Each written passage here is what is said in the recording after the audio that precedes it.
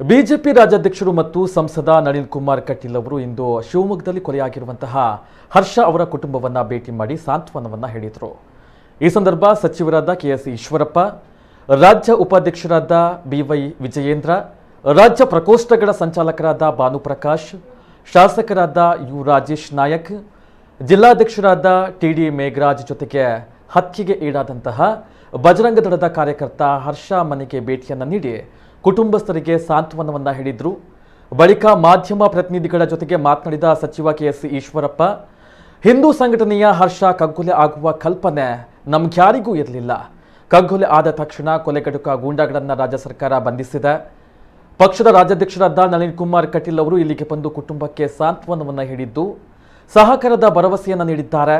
ಕೊಲೆಗಡುಕರು ಮತ್ತು ಘಟನೆಯ ಹಿಂದಿರುವ ಶಕ್ತಿಗಳ ವಿರುದ್ಧ ಕ್ರಮ ಕೈಗೊಳ್ಳುವುದಾಗಿ ಮುಖ್ಯಮಂತ್ರಿ ಬಸವರಾಜ ಬೊಮ್ಮಾಯಿ ಅವರು ತಿಳಿಸಿದ್ದಾರೆ.